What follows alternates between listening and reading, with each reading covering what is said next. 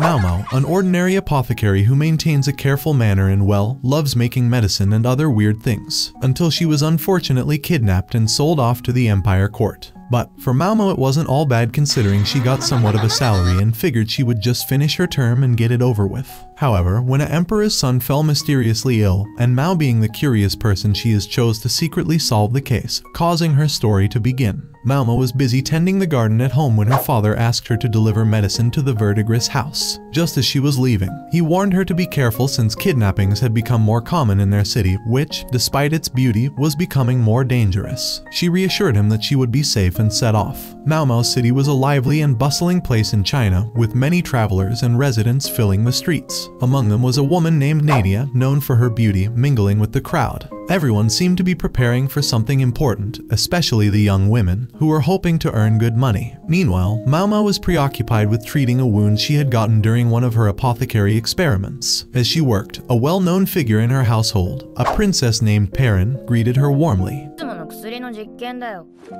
Later, Maomao's grandmother approached and asked her if she had ever considered becoming a courtesan, hinting that it might be a more lucrative life for her. Maomao, however, was disinterested and assured her grandmother that she had no interest in that line of work. That day, as Maomao wandered in the garden, she was unexpectedly kidnapped by 3 men. Well, I can't say she really resisted considering she just let it happen to a degree. Meanwhile, in another part of the city, Lady Lihua, one of the emperor's consorts, gave birth to a new prince. Maomao's life changed drastically in the following months. After being held captive, she believed she had been sold or ransomed. She missed her life as an apothecary and often worried about her father. Maomao shared her thoughts on the royal palace with others she met. She explained that the rear palace was a secluded section where the emperor's concubines and servants lived, giving birth to his children. The area was restricted, allowing only the emperor, his kin, and eunuchs, men who had been physically altered to serve the palace. Over 2,000 concubines, servants, and 1,000 eunuchs lived there, many of whom, Mao noted, were barely literate and received only basic training.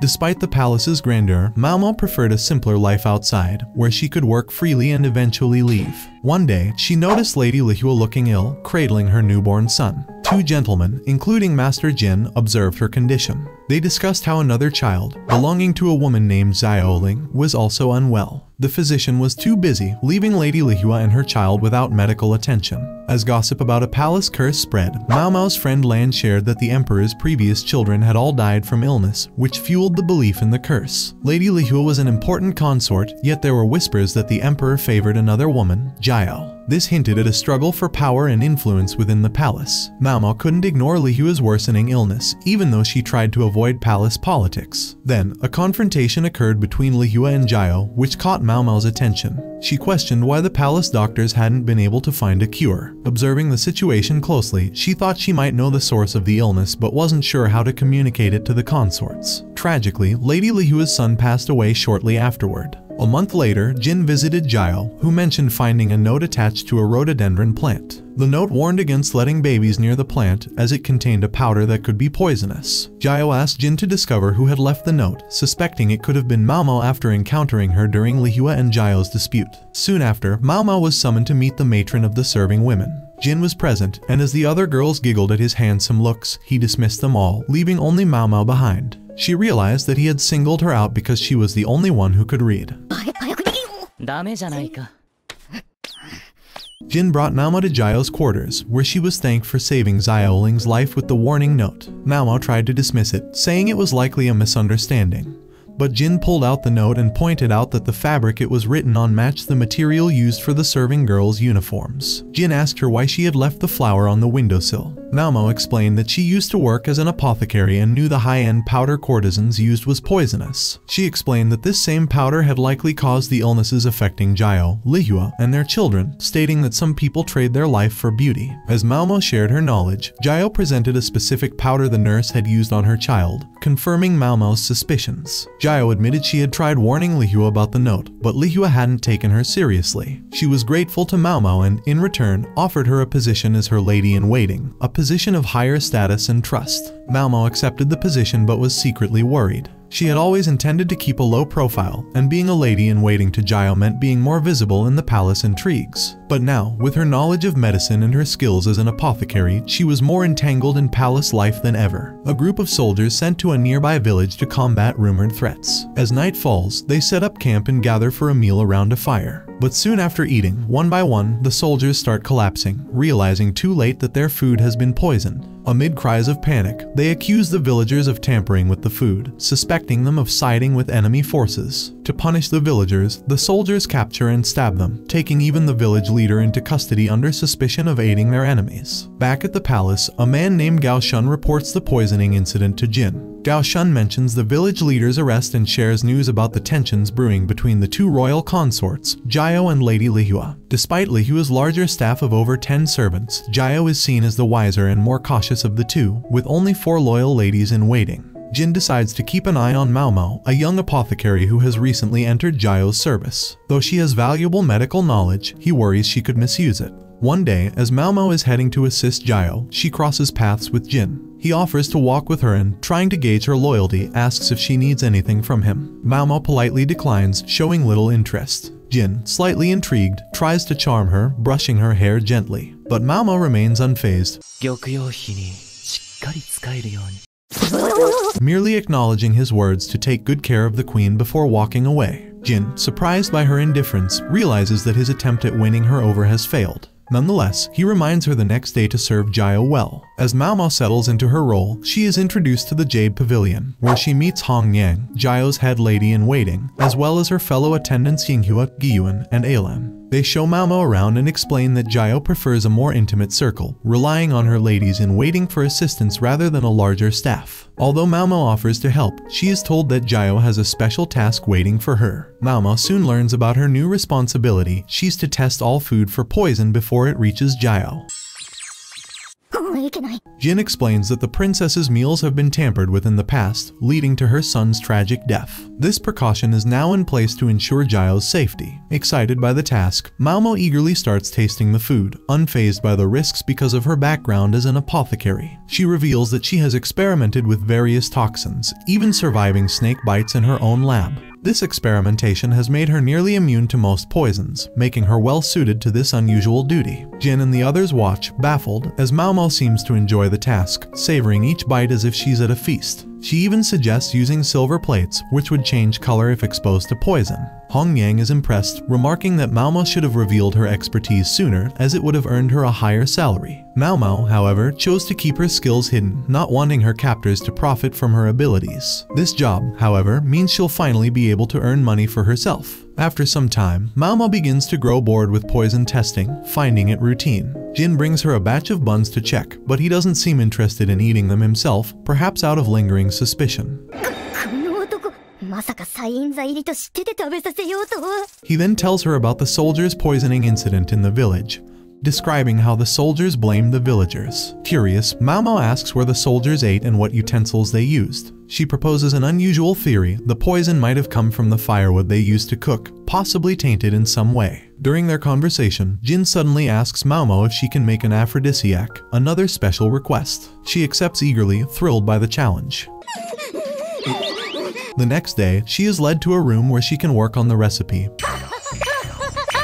but soon notices that her ingredients are short on cacao. After requesting more supplies, she completes the mixture. However, she gets a bit creative, making some brownies with the aphrodisiac and secretly setting them aside. When Maomao returns, Hong Yang is furious. The other ladies in waiting had eaten the brownies, completely unaware of their effects. Embarrassed but amused, Maomao presents the finished aphrodisiac and other concoctions to Jiao. Jin, observing her work, praises her effort, though there is a tension between them. Meanwhile, Maomao notices a stranger watching one of the female attendants from a distance, raising her suspicions. She realizes that palace life is filled with hidden dangers, intricate relationships, and unexpected requests. Each task, from tasting poison to making strange concoctions, brings her closer to the palace's secrets. But Maomao, curious and resilient, approaches each challenge with a steady resolve, determined to keep her independence despite the power struggles and shadows of the royal court surrounding her. Yinghua, Guiyuan, and Ailan were busy with their cleaning tasks, chatting about how quickly time had passed in the palace. As they worked, one of them checked on Maomao, who was deep in her own work. They began to discuss a chilling rumor about a mysterious spirit supposedly haunting the rear palace. The story goes that one night, a maid saw a girl dressed in white, gliding through the shadows, and thought she was a ghostly spirit, possibly a yakai. Maomao was working on making a medicine to help the other servants endure the cold when a maid named Lan came by and asked what she was working on. Maomao explained the purpose of the medicine, and Lan, impressed by Maomao's skills, offered her help in any way she could, admiring Maomao's hard work. Curious, Maomao asked Lan if she'd heard about the spirit sighting. Lan hadn't seen anything herself, but she decided to ask around. Her friend mentioned that strange sightings had been happening lately and that each night, the spirit supposedly appeared in the east, performing a white moon dance under the moonlight. Maomao found the story intriguing but wondered if it was just a rumor. She reminded herself not to be spooked, assuring Lan that they likely had nothing to fear. Are you sure about that? Still, her curiosity got the better of her, so she paid a visit to the palace doctor to discuss recent events. Despite some past tension, he treated her kindly. During her visit, Jin interrupted her meal, prompting Maomao to wonder why he always seemed to be around. She suspected he held a higher position than he let on, given how often he roamed the palace. Jin, slightly amused by her curiosity, asked if Maomao knew of any remedies for sleepwalking beyond regular medicine. Maomao promised to look into the spirit sightings as well, sensing there might be a connection. Gao Shun, Jin's assistant, escorted her away, gently advising her not to look down on Jin's intentions. He then introduced her to concubine Fuyu, a graceful dancer who was set to be given as a reward to a military officer. The doctor explained that Fuyu, highly skilled in dance, had faltered during a recent performance and had since been haunted by anxiety, which had led to her sleepwalking. The emperor, disappointed, had lost interest in her. Maomao and Gao Shun discreetly observed Fuyu, noting her delicate demeanor. Maomao, ever observant, compared her to a cotton rose, a flower that changes form with the seasons. Curious about the connection to the ghost story, Maomao asked Lan if Fuyu's nighttime walks had been mistaken for the spirit sightings. Lan confirmed that Fuyu was often seen moving about from the northern wing, hinting at an eerie resemblance to the spirit. Later, Maomao met with Jiao, one of the emperor's favored consorts, to discuss the situation. Maomao explained that Fuyu's sleepwalking was likely triggered by stress, particularly the distress of being treated as a mere reward and not valued for her talents. She shared a story she once heard of a girl at a brothel who had suffered something similar. The girl had been admired for her beauty and talent, but after being rejected by a young man she loved, she fell into despair. No one else pursued her after that, leaving her isolated and vulnerable. Over time, her confidence faded and she began sleepwalking, like she was living a dream she couldn't control. Maomao speculated that Fuyu felt similarly trapped, avoiding people and staying confined to her quarters. Over the following days, Jiao began to notice that Maomao seemed preoccupied. Maomao's concern for Fuyu's fate was genuine. She couldn't shake the image of Fuyu being handed over to the military officer like an object. She and Jiao watched quietly as Fuyu finally reunited with the officer, leaving the palace for what would be her new life. Maomao could only hope it was a better future for her, though she still felt a pang of worry. Just as Maomao was reflecting on Fuyu's fate, she was summoned to Jiao's quarters, where she encountered a strange man. He had a request specifically for Maomao. This mysterious man, sensing her growing reputation within the palace, approached her with a serious look, hinting that her skills were needed for something beyond the palace walls. Maomao, intrigued and cautious, couldn't help but wonder what new challenge awaited her. The palace maids were gossiping about how Lady Lihua refused to eat the meals that Maomao brought her. They complained that Lihua preferred luxurious food and looked down on the simple dishes Maomao provided. As Maomao listened, she reflected on why she'd been tasked to care for Lihua in the first place. Recently, after Maomao had inspected the emperor's food for poison, he had asked her to look after Lihua, who had been in poor health. A few days ago, Maomao had checked Lihua's food carefully, ensuring it was free of poison. As she was about to leave, the emperor suddenly stopped her. Surprised, she wondered why he would ask her to stay, since he rarely spoke to her directly. When she asked if he had a request, he replied that he wanted her to check on Lihua and monitor her health closely. He mentioned that he had sent some food for Lihua, but her maid, Nia, had turned it away. Maomao found it strange that Lihua's own servants were rejecting meals prepared under the emperor's orders. Later, she discussed the situation with Lan, suspecting that Lihua might still be suffering from lingering effects of the poison. Determined to help, Maomao went to the palace kitchen to prepare a mild, nutritious meal that would help Lihua's recovery. But every time she tried to serve the food, Lihua's maids turned her away, criticizing her for not understanding what luxurious food meant. They scoffed at her meals, calling them low class and insisting that only rich, heavy dishes would be suitable for someone of Lihua's status. Maomao, however, knew that such food would be too harsh for Lihua's weakened body. She repeatedly returned to the kitchen, each time preparing a meal that was gentle yet nourishing. Yet, every time she approached Lihua's rooms, she faced rejection from the maids, who believed that Maomao's food was beneath Lihua. Frustrated but determined, Maomao refused to give up and continued trying. Eventually, with Jin's intervention, the maids reluctantly allowed Maomao to serve Lihua her meal. As Lihua tasted the food, she managed to eat a little, but it was clear she still had a long road to recovery. The maids blamed Maomao, accusing her of disrupting the environment and causing unnecessary fuss. What? Bro, what are you talking about, man? Despite their complaints, Jin noticed Maomao's dedication and subtly encouraged the maids to give her a chance. One day, as Maomao observed Lihua closely, she noticed something odd about her appearance. A strange, pale makeup covered Lihua's face, and Maomao realized that it was likely contributing to her poor health. Furious, she approached one of Lihua's maids, who had applied the makeup, and slapped her. Taking the makeup, Maomao poured it over the maid's hand, revealing that it contained a poisonous powder that could be absorbed through the skin. She ordered the maid to wash her face immediately, scolding the others for their negligence and demanding that they clean up the room. As Maomao continued to care for Lihua, she guided the ladies in waiting on proper practices, ensuring that Lihua was no longer exposed to the toxic makeup. The maid who had applied it was sent to confinement as punishment, and a eunuch who had retrieved the powder faced disciplinary flogging. In a quiet moment, Lihua asked Maomao why she continued to help her, asking if Maomao was just prolonging her misery. Maomao replied that Lihua had the choice to stop eating, but the fact that she continued meant that she still wanted to live. With Maomao's persistence, Lihua's health slowly improved. Over the next 2 months, she regained enough strength to stand and walk again. Before Maomao left her care, Lihua asked her if she thought she'd ever be able to bear children again. Maomao replied that it might be possible, though she couldn't guarantee it. Lihua seemed disheartened, realizing that the emperor's affection seemed more directed toward Jiao than her. But Maomao whispered a suggestion, advising her to make use of her natural charm to rekindle the emperor's interest.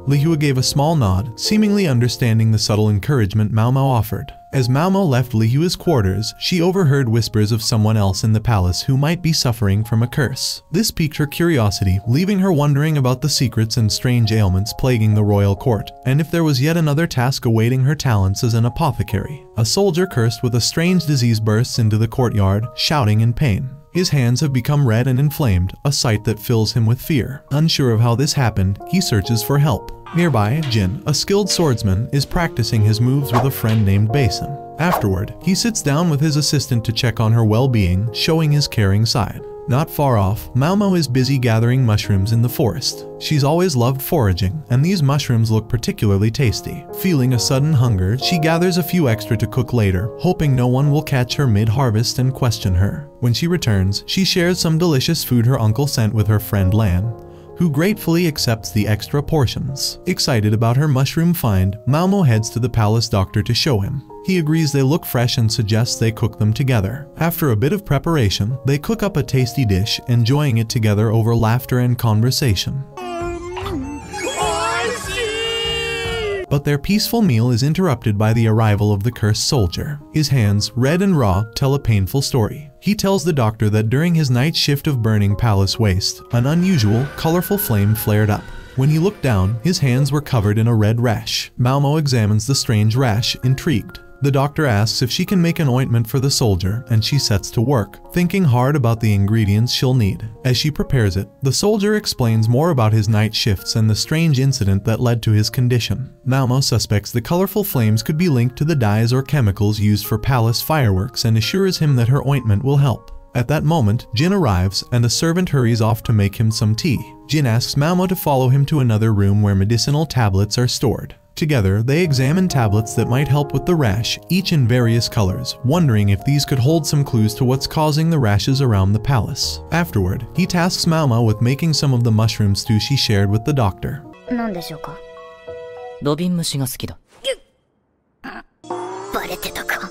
She promises to bring it to him the next day. When Maomao is finally alone, she begins to think about the colored tablets and the mysterious rashes spreading around the palace. It all seems too coincidental. She wonders if the colors and the rash might be linked in some coded way. Returning to Jayakaou's residence, she's greeted by her lady-in-waiting friends, who present her with a beautiful dress she'll need to wear for the upcoming garden party. Curious, she asks what the garden party is all about, and the maids explain that it's held twice a year, filled with entertainment, dancing, and delicious food. The maids also tell her that several of the emperor's concubines, including Lihua and Jayakaou, will be there, along with two others named Lishu and Aduo. Jayakaou advises Maomao to make an effort to look her best at the party, which means putting on a little makeup and covering up the faint freckles on her face. When Maomao asks if it's necessary, the maids insist that it's a mandatory event for everyone. Afterward, Maomao heads to her office to start preparing for the party. With a chill in the air, she decides to make some candy, using oranges to create a treat that not only tastes good but also warms anyone who eats it. As she cooks, a maid comes by, drawn by the delicious scent, and Maomao explains that this candy, when eaten, can generate warmth within the body. Hong Niang, another maid, drops in to see her, admiring a special underrobe Maomao has designed to stay warm during the party. Impressed, she asks if Maomao can make similar ones for the other maids. Maomao agrees, and by night, she cuts the fabric, stitching together the robes in the morning. After finishing her sewing, she cleans the queen's palace as part of her duties. With the garden party only 2 days away, Maomao decides to make a few more robes to ensure everyone will be comfortable. Meanwhile, news reaches Jin that efforts to cure the palace rashes have so far been unsuccessful. Troubled by this, he goes to visit the concubines, eventually stopping by Jayakaou's chambers. He notices that Maomao's freckles are missing, giving her a more polished appearance, which catches his eye. Surprised, he comments on her transformation, and Maomao confides that she often wears makeup, not to enhance her beauty but to make herself look plain and discourage unwanted attention. Touched by her story, Jin expresses regret for not helping her during a previous incident when she was kidnapped. Maomao brushes it off, saying she's okay. As a gesture of respect and care, Jin gifts her one of his hairpins. Puzzled, Maomao asks the other maids what it means when a man gives a woman a hairpin, but they simply smile knowingly. As the day of the garden party dawns, the queen herself arrives to see everyone. She admires the maids and servants, complimenting them on their appearance. To Maomao's delight, the queen even gives her a beautiful necklace, which makes her feel special. With a grateful heart, Maomao heads to the garden party, now officially underway. The garden party blooms with life as laughter, music, and the clinking of glasses fill the air. Beautifully dressed guests dance under the open sky, while tables are laden with delicious food. Maomao, wrapped in her warm underrobe and feeling the security of her necklace, finds herself enjoying the sights, sounds, and company around her, even if she's still a bit puzzled by the royal ways. The festival had begun, and Maomao and her friend Lan watched the festivities from behind a curtain, feeling the cold wind around them.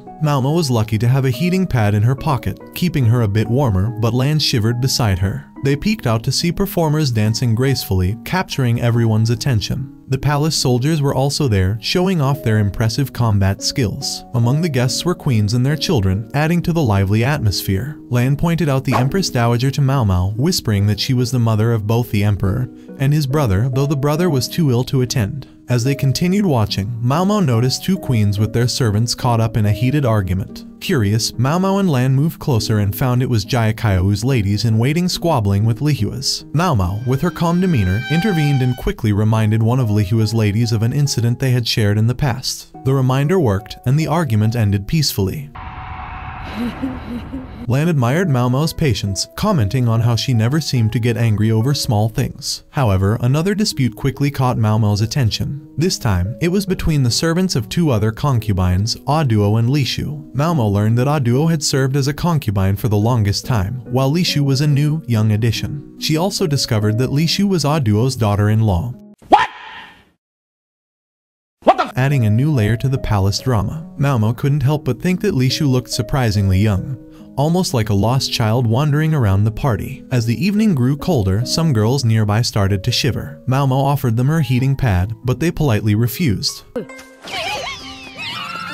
Shortly afterward, a man approached Maomao and, to her surprise, gifted her a hairpin. Bewildered by the gesture, she tucked it away and rejoined Lihua and her group of ladies-in-waiting. Lihua, too, bestowed a hairpin upon her before leaving, adding to Maomao's growing collection of unexpected gifts. Jayakaou's ladies-in-waiting were a bit puzzled by how many items Maomao had received, unsure how Jayakaou herself would react to all the attention Maomao was getting. Jayakayu, standing at the forefront with the soldiers, appeared to hold a position of respect and authority. Maomao wandered to the main area of the party where a taste testing event was about to begin. She observed the area, taking in the surroundings, when she was handed the first dish to try. As the palace taste tester, her job was to ensure the food was safe before it was served to the kings and queens. The dish tasted fantastic, and Maomao was pleased to find no signs of poison. The next dish she sampled was a warm soup, but as she finished it, the same man who had given her the hairpin whispered a warning: there was poison in this soup. Alarmed, Maomao discreetly left the area, her heart racing. Nearby, Jin, noticing the commotion, heard the news about the poison and rushed to investigate. One of the ministers, unaware of the warning, had tasted the soup and collapsed moments later. Jin found Maomao, who was still reeling from the discovery,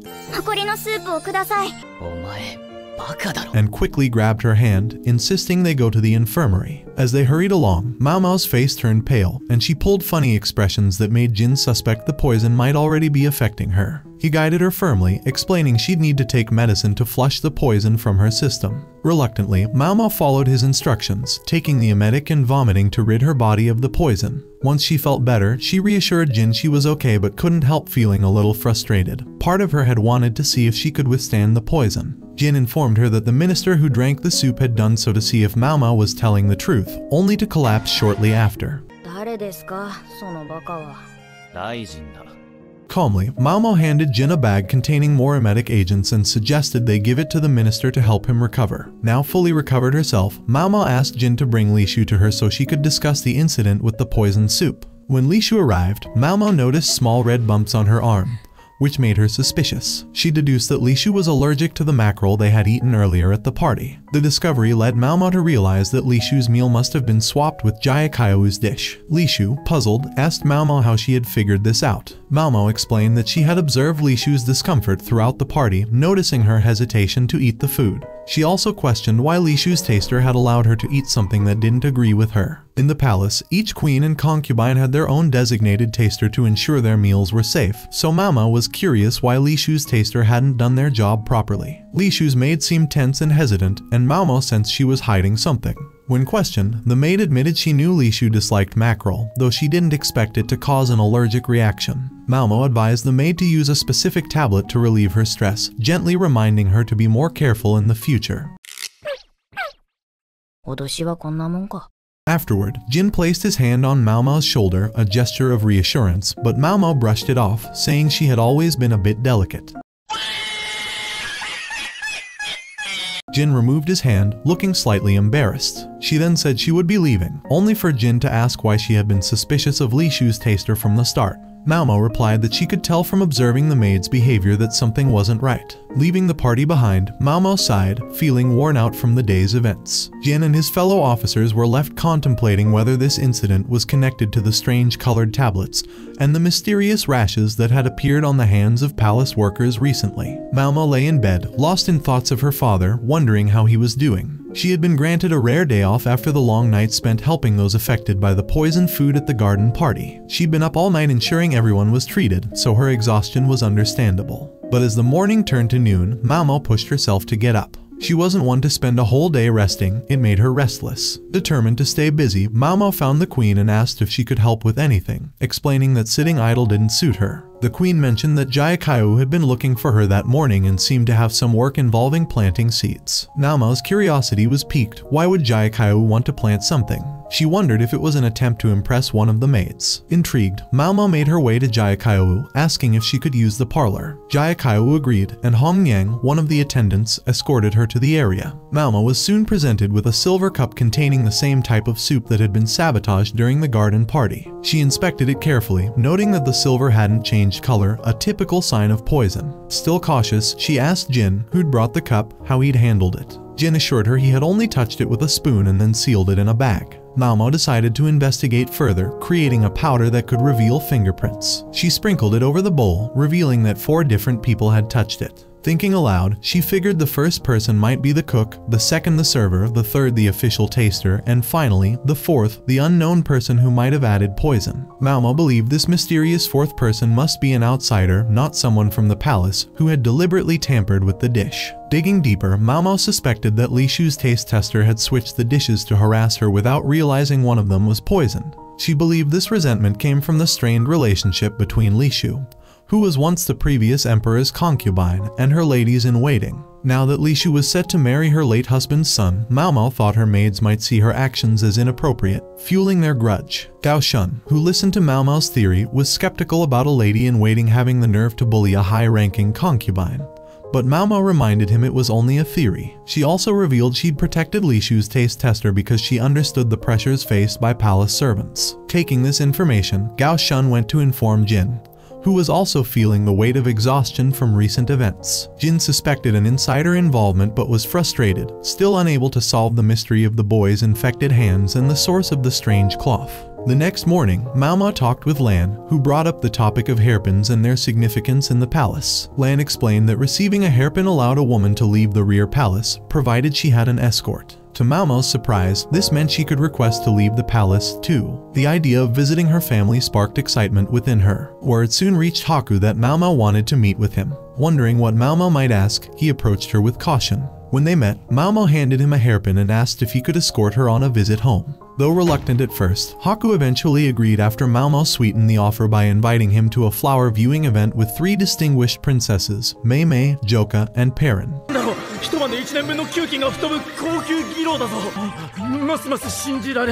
This was a chance Haku couldn't resist. Meanwhile, Jin arrived at Jayakayu's quarters, only to learn that Maomao had already left the palace on a short trip to visit her family. Maomao and Haku traveled to the verdigris house, where Haku was soon swept away by one of the girls, eager to join Perrin at the flower viewing. Left on her own, Maomao chatted with the elderly proprietor, who was curious about why Maomao had been absent for months. In thanks for her help with Haku, Maomao gave the proprietor a portion of her palace salary. The proprietor advised Maomao to visit her father while she had the chance. Maomao soon found herself back with her father, catching him up on her strange life at the rear palace and the events that had led her there. They spent the day reminiscing, and as night fell, Maomao drifted off to sleep, feeling a sense of peace. Her father watched over her, still puzzled by her journey from their district to a place of such high status in the palace. Maomao awoke in her childhood home, taking in the familiar sights and scents. She thought of her father, who had likely gone out to the fields to gather herbs, a daily routine he loved despite his age. Smiling, Maomao left the house and made her way to the fields, where she saw her father bent over his crops, his hands working steadily. She admired his dedication and strength, though she couldn't help worrying about how hard he pushed himself. While she was watching, a young girl suddenly appeared and tugged Maomao's hand, urgently asking her to follow. Confused but curious, Maomao went with her, soon arriving at a small house where she found 2 people lying unconscious, a young boy and a girl, both looking unwell. The boy wasn't breathing, and the girl's breaths were quick and shallow. The girl guiding her looked panicked, as did Maomao's uncle, who had also been woken by the commotion. Maomao quickly knelt by the boy, carefully checking his throat for any blockages, then began pressing on his stomach in hopes of clearing whatever might be blocking his airways. When that didn't work, she leaned down and gave him mouth-to-mouth resuscitation, breathing into his mouth to help him. She instructed the others to bring water, but then had an idea and called for charcoal instead. It was a chaotic morning, and she couldn't help but think how strange it was to be thrown into such a serious situation so early. With her swift actions, she managed to stabilize both the boy and the girl. Maomao's helpers, relieved, went to make tea for everyone, leaving her a moment to look around the room, searching for clues about what had caused their condition. The young girl returned and handed Maomao the charcoal she had asked for, which Maomao mixed with a few herbs. She wrote a quick note on a text plate, asking the girl to find her father. Her father soon arrived with a collection of herbs, and together they prepared a remedy for the injured boy and girl, combining Maomao's charcoal mixture with the herbs her father had brought. As the women helped administer the medicine, Maomao and her father shared theories on what might have happened. Maomao suspected they might have drunk something that caused their condition, maybe a mixture of liquids that didn't blend well and led to a toxic reaction. Her father nodded, mentioning that many liquids, when combined improperly, can be dangerous. After they were done, Maomao and her father visited an elderly woman for tea. They discussed the situation with her, trying to piece together more details. Maomao noticed the young girl outside the women's quarters and realized something strange. Though the boy didn't have money on him, his clothing hinted that he came from a wealthy family. He was also rather handsome, making Maomao wonder why he'd ended up in this situation. Could it be a murder attempt? Or was this a failed double suicide? Determined to find answers, Maomao returned to the boy's room, noticing that the door was slightly open. She stepped inside and found the young girl from before holding a knife, clearly ready to harm the unconscious boy. Startled, Maomao tried to stop her, and they struggled briefly until one of the women intervened. Calming down, the woman explained the young girl's motive. The boy was a known womanizer, and the young girl's older sister had been one of his victims. The girl had plotted revenge for her sister's suffering, driven by anger and pain. Realizing the situation, Maomao spoke with both the girl and her sister, acknowledging the wrong that had been done but also warning the girl about the danger of her actions. Later, as Maomao and her father walked home, she reflected on how extreme the young girl's reaction was. She suspected this had indeed been a murder attempt, not a suicide pact as she'd initially thought. To unwind, Maomao decided to visit the town's bathhouse. There, she ran into Maomao, a friendly acquaintance, and they chatted together about life and the events that had unfolded in the district. The warm bath and light-hearted conversation helped Maomao relax, giving her a brief escape from the palace's pressures. The next day, Maomao returned to the palace with Haku.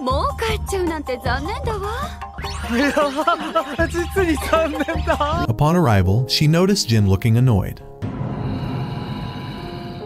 He asked Maomao to meet him in the parlor, where he confronted her about her recent trip. Jin was upset that Maomao didn't understand the significance of the hairpin he'd given her. In the palace, a hairpin symbolized a lot more than she'd realized. Jin was also displeased that she had chosen to leave with Haku instead of him. Maomao, trying to explain, joked that she had offered Haku a night of blissful dreams, suggesting something that left Jin visibly irritated, thinking they had shared an intimate moment.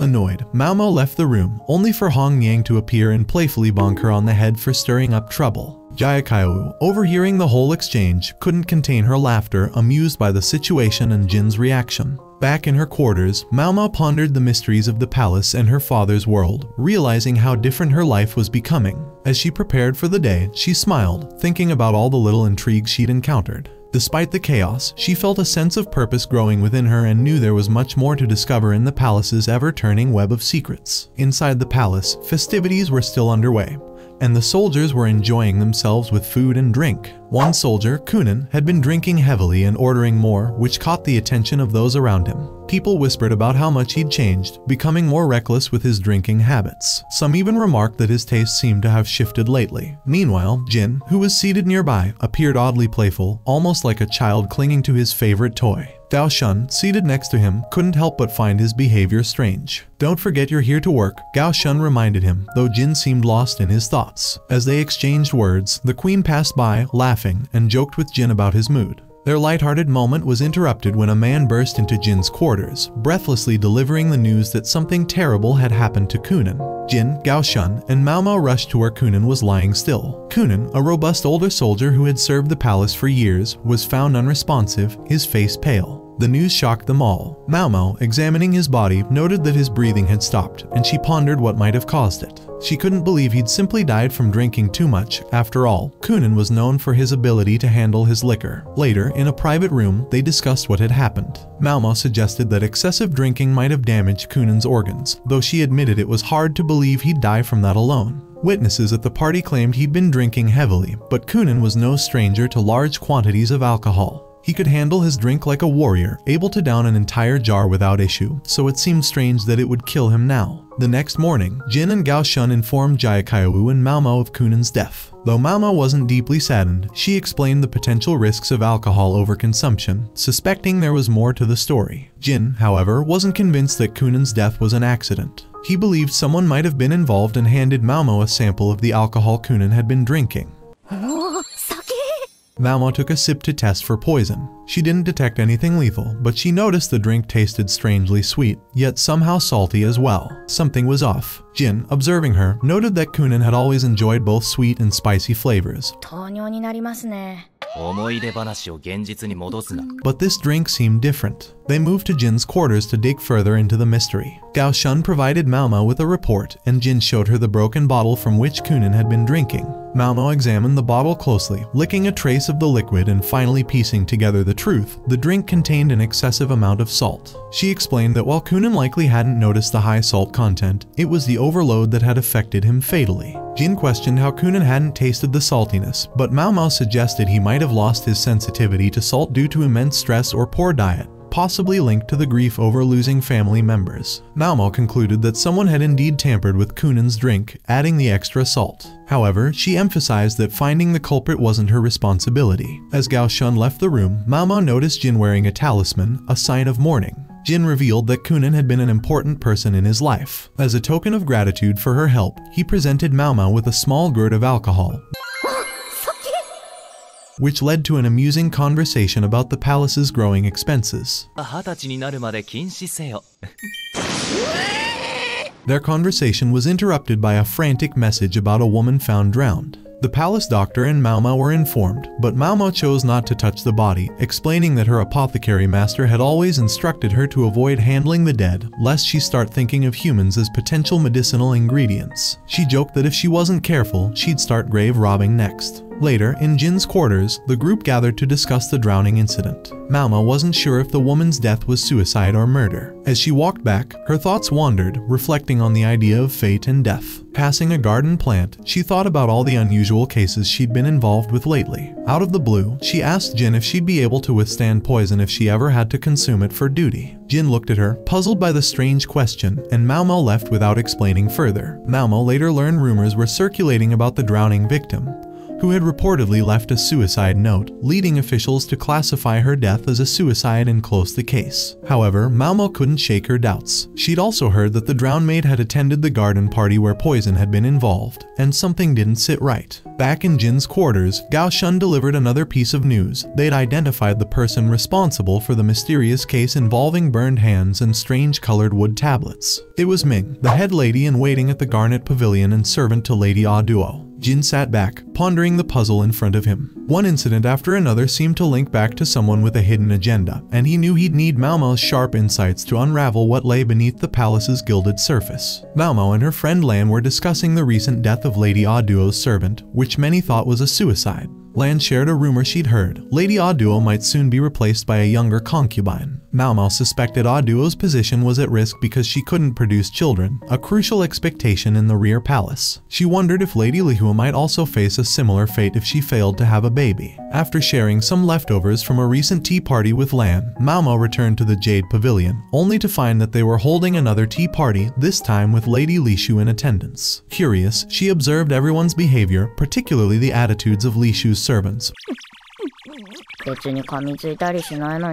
wondering if they were still harassing her like before. During the party, Lady Jayakawa served Lishu a honey-flavored tea, but Lishu refused to drink it, looking uncomfortable. Maomao noticed Lishu's servants whispering about her refusal, seeming amused by her reluctance. Discreetly, Maomao signaled to Jayakawa that something might be wrong with the tea. Understanding, Jayakawa asked her servant, Ailen, to bring out hot ginger tea instead. Soon after, Jayakawa's ladies-in-waiting suggested Maomao rest, gently ushering her out. On her way back, Maomao ran into Jin, who brought up the alleged suicide of Lady Ah Duo's servant. Maomao shared her thoughts, and Jin then assigned her to help with some tasks at the Garnet Pavilion, where Ah Duo resided. Curious about the pavilion and its residents, Maomao greeted Lady Ah Duo, and was then directed by Ah Duo's head lady-in-waiting, Ming, to a book room to air out the books and handle other chores. While working, Maomao closely observed her surroundings, wondering if the Garnet Pavilion could hold the mastermind behind the poison incident that had targeted Lishu. As she worked, Maomao thought through Ming's potential motives, considering what she could gain from targeting Lishu. Her investigation led her to learn that Ming had a history involving honey, which seemed suspicious. Later, while wandering near the Garnet Pavilion, Maomao noticed Lishu's presence there and made a mental note of it before reporting back to Jin. Although she hadn't found solid evidence, she told Jin that Ming might be the culprit. To thank her for her efforts, Jin playfully offered Maomao honey as a reward, attempting to feed it to her from his fingers. Embarrassed, Maomao refused, uncomfortable with his teasing gesture. Just as she was trying to compose herself, Lady Jayakawa arrived and scolded Jin for his odd behavior, which gave Maomao a reason to slip away. Determined to get to the bottom of Lishu's reluctance to drink honey, Maomao found Lishu and asked her about it. Lishu explained that several nurses had warned her that honey could be life-threatening, so she always avoided it. When Lishu's ladies-in-waiting started scolding Maomao for asking improper questions, Maomao stood her ground, telling them to bring any complaints directly to Jin. She knew the ladies-in-waiting didn't truly care for Lishu's well-being. Maomao then asked Li Shu about her relationship with Ming before taking a stroll through the palace with Gao Shun, hoping to find more information on past incidents in the rear palace. She mentioned wanting a place to access old records, and Gao Shun led her to the court library where she could search for more answers. As she pored over the records, Maomao uncovered an interesting piece of history. Lady Aduo had been raised alongside the current emperor as a foster sibling. She also learned that her own adoptive father, Dr. Liu Men, had once helped Aduo give birth to her son. This discovery left Maomao deep in thought, questioning her father's role in the palace's tangled past. Maomao arrived at the Garnet Pavilion to deliver a message to Lady Aduo. As she entered, she noticed Ming, Aduo's head lady-in-waiting, who seemed to be preparing to leave. Maomao greeted Ming and asked if they could talk. Glancing around, Maomao saw that Ming had packed her belongings, so she curiously asked when Ming was planning to depart. Without hesitation, Maomao told Ming that she knew Lady Aduo was being ordered to leave the pavilion to make room for a younger, high-ranking concubine. Maomao also brought up a sensitive issue, Aduo's inability to bear children. She pressed Ming for more information about the day Aduo attempted to give birth, explaining that this was personal to her, as her own father, Dr. Liu Men, had been involved in the delivery. Maomao mentioned the tragedy of Aduo's child's early death and bluntly asked Ming if she felt any guilt for failing to care for the child, especially when Aduo was unwell at the time. Ming, taken aback, listened as Maomao theorized about the cause of the child's death. She dismissed the common belief that face powder was to blame, instead producing a box containing a flower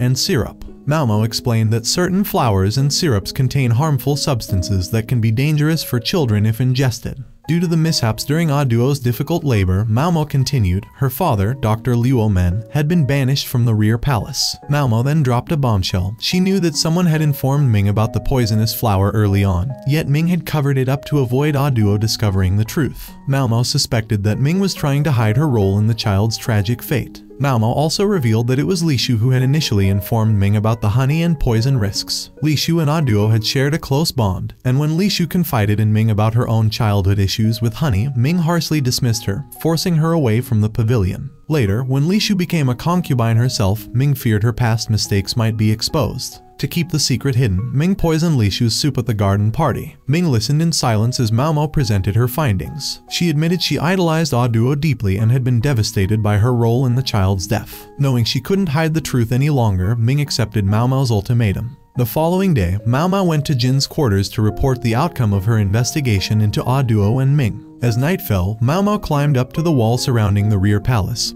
seeking some quiet time to reflect. To her surprise, Lady Aduo approached, joining her in silent contemplation. Care to join me for a drink? Is that Bruce? Look at me! They exchanged a few words, both reflecting on all that had happened, before Aduo quietly walked away. As Maomao prepared to leave, she tripped, but Jin suddenly appeared, catching her before she could fall. They shared an unexpectedly intimate moment in the moonlight, both caught off guard by their closeness. The next morning, Maomao attended the farewell ceremony for Lady Aduo. Watching Aduo step down from her rank was bittersweet, but Maomao respected her grace in departure. She handed Jin Aduo's ceremonial crown and couldn't help but notice a similarity between Jin and Aduo. For a moment, she wondered if he'd somehow been connected to the tragic story of Aduo's child. However, she let the thought go when everyone's attention shifted to Li Shu, who was running toward Aduo in a final, emotional farewell. Later, in Jin's quarters, Gao Shun brought him documents with information about Ming's family and connections. As Jin reviewed the papers, his gaze fell on a note that bore Maomao's name, his expression turning thoughtful. Jin stood before the palace audience, explaining what happened to Ming's family after her execution. He revealed that her relatives faced severe punishment and lost their wealth due to their connection with her crimes. Jin mentioned that he now had a list of everyone in Ming's family, as well as their associates, including the group that had once kidnapped Maomao. He was torn about whether to hide this information or not. If he kept it secret, Maomao might remain tied to the palace, but he wasn't sure if that would be fair to her or if it was truly what she would want. Meanwhile, Maomao and Lan were talking with Haku about a recent mass dismissal of palace staff, most of whom had connections to Ming's family. Worried about her future, Maomao decided to confront Jin about it. She went straight to him, asking what would happen to her now that people linked to Ming's family were being removed. Jin handed her the document listing all the connections and alliances, including hers. When she asked if she would lose her position, Jin didn't answer directly. Instead, he asked her what she wanted.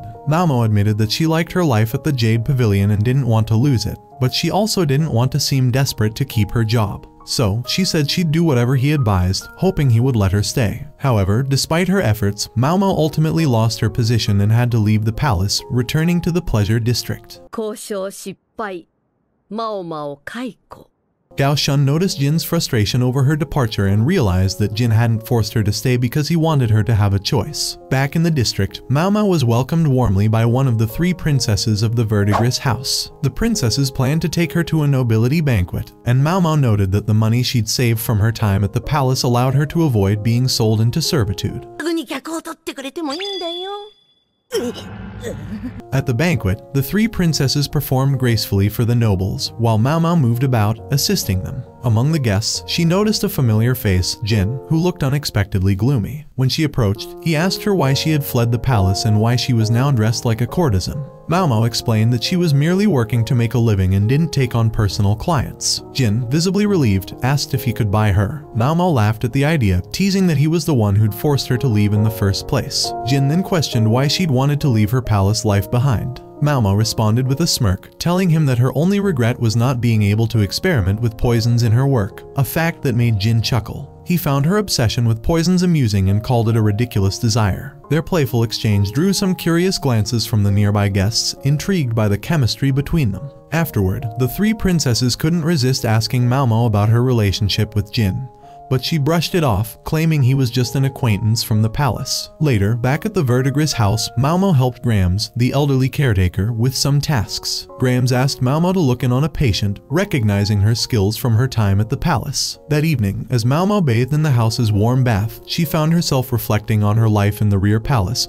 and the strange experiences she'd had there. Grams joined her, and the 2 chatted about Maomao's plans to pay off her debts. Grams hinted that if Maomao wanted to, she might find a way to return to the palace. Afterward, Maomao went outside for a moment alone, pondering her next steps and what her future might hold. Feeling a mix of nostalgia and uncertainty, she eventually returned to her adoptive father's home, seeking comfort in familiar surroundings. The next morning, to her surprise, Jin and Gao Shun appeared at Graham's workplace. Jin presented Grams with a briefcase filled with money, hinting at his intention to support Maomao's return to the palace. For Maomao, he brought a peculiar gift, a strange plant. Amused, Maomao looked from Jin to the plant,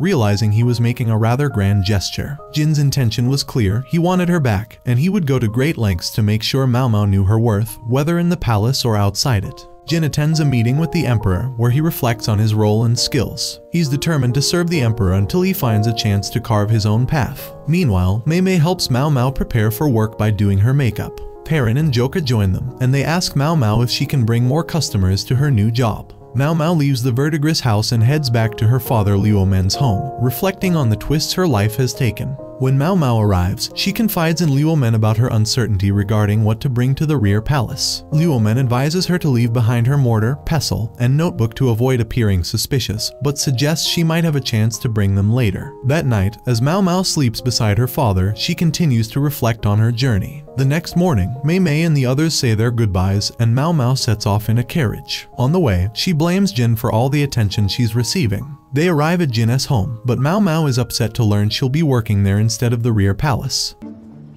俺の家だ。なぜ Gao Shun informs her that she can't return to her old job since she was fired. Suiron, Jin's attendant, introduces herself and gives Maomao a tour of the outer court. After setting up her room, Maomao reunites with Jin and the others. Jin tells Maomao she won't be doing servant labor anymore and encourages her to take the court lady exam. The next morning, Maomao visits Suiron and discovers that Suiron prefers to handle Jin's personal tasks herself. Maomao and Suiron go to see Jin, where Maomao notices Jin's casual demeanor and muscular physique. It becomes clear why only Suiron and Gao Shun are allowed in Jin's quarters. Jin offers Maomao a new room, but she insists on one with a stable. Realizing her intentions, Jin refuses to give her one. Gao Shun continues showing Maomao around, and she hopes she can remember everything. During their tour, they bump into Suiron, who asks Maomao to deliver some charcoal to Jin's office. Afterward, Maomao notices a group of court ladies who are clearly unhappy with her. They challenge her and question her connection to Jin. When Maomao sarcastically asks if they're jealous, one of them slaps her. Realizing her mistake, Maomao quickly offers them answers to their questions and even reveals a burn injury she caused herself. Toman leaves, and Jin overhears the conversation, reminding Maomao to keep studying for the court lady exam. The next day, Maomao takes the exam, but when she fails, Jin asks why. Maomao responds with a sharp question of her own: why would he think she'd pass? Stupid! In the end, Maomao becomes Jin's personal servant. While walking through the outer court, she spots several interesting plants and wanders into an area she shouldn't be in. A court lady warns her to leave, but Maomao catches a strange scent that reminds her of the military. Meanwhile, a mysterious figure wearing a monocle watches her from a distance. Later, two men meet in secret, exchanging a strange item under the cover of night. A young woman was escorted with great ceremony by her attendants to take her seat on the throne. Elsewhere, Lady Jayakawa was brimming with excitement over Maomao's recent accomplishments and shared her joy with her confidante, Hong Yang. Meanwhile, in the outer court, Suiron questioned Maomao about why she wasn't attending to her office duties. Maomao quickly headed back to her office, where she found Jin and Gao Shun waiting. Jin informed Maomao that a new pure consort had arrived at the Garnet Pavilion, and the palace officials wanted Maomao to serve as a teacher to all 4 high-ranking concubines. Surprised, Maomao handed Jin her invoice, gathered her teaching materials, and accompanied him and Gao Shun to the teaching location.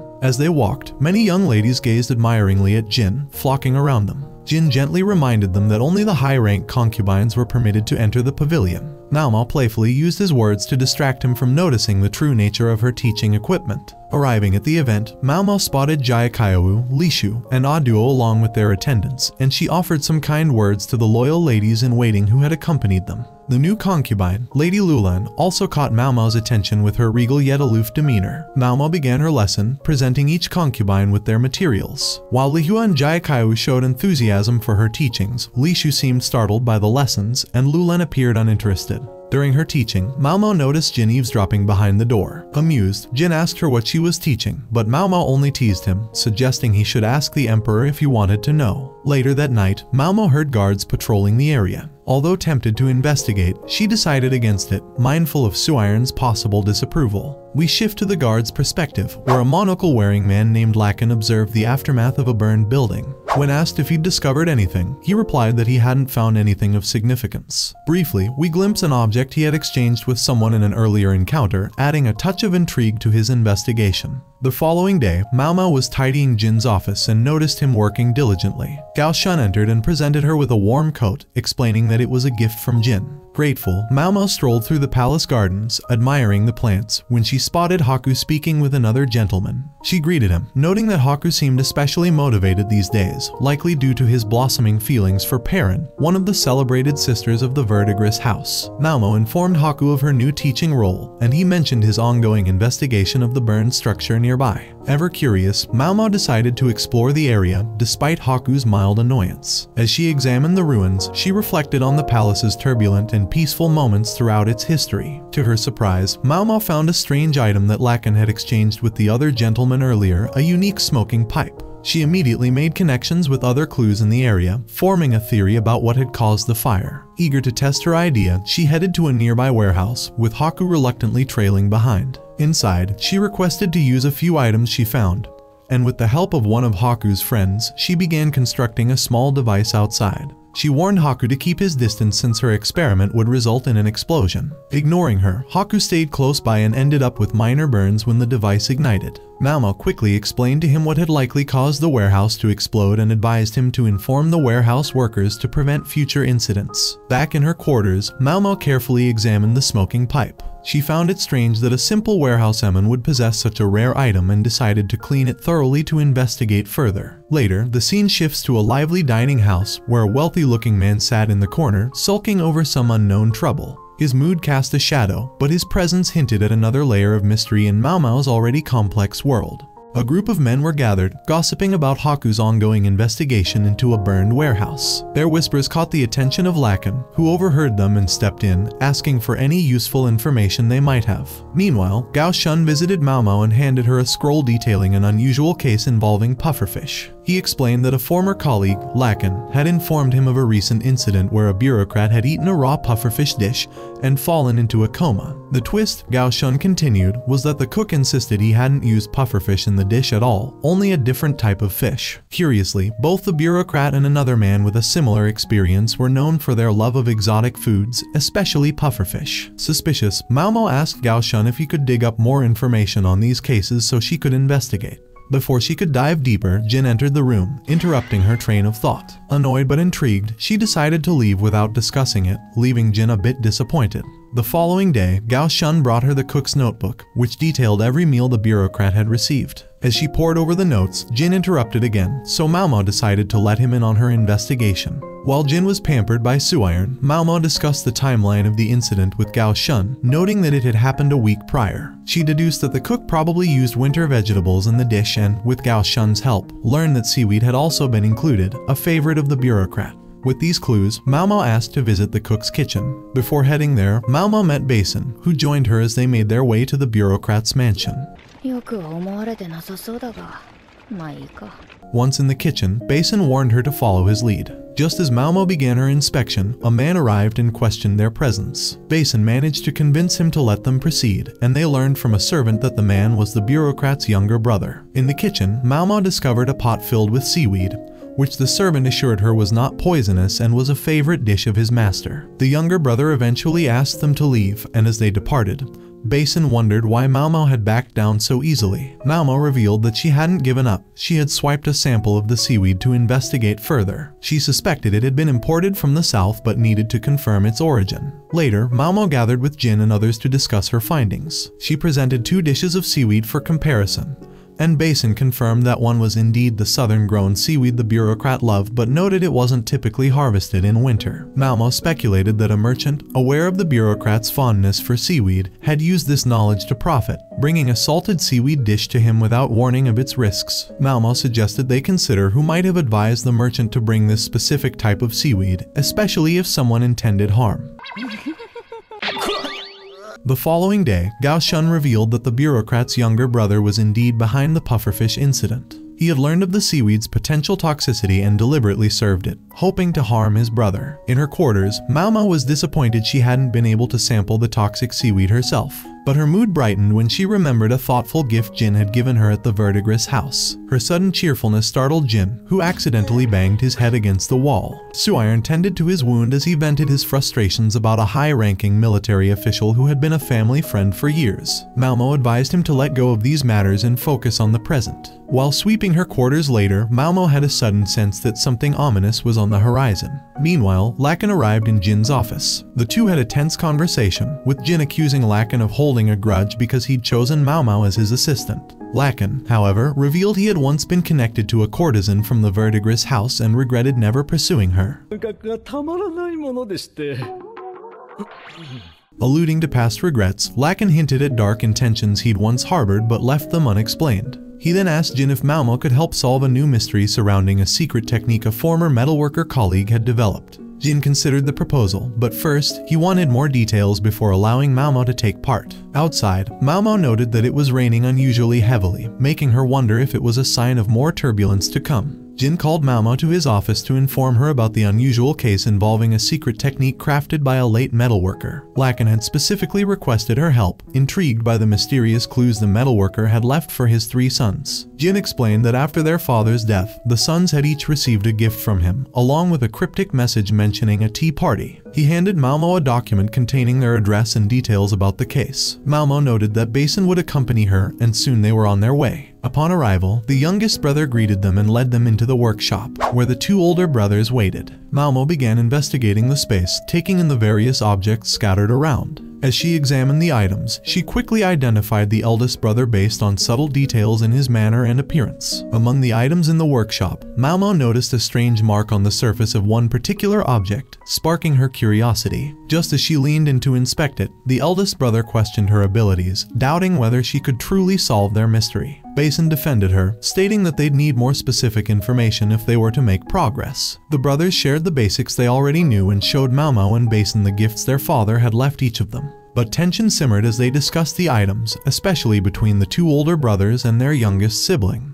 Each brother had specific complaints about the gifts, adding to the unease. Just then, their mother entered, scolding them for arguing and reminding them of their father's intentions. She served tea to everyone, and as Maomao sipped, she began to piece together a theory.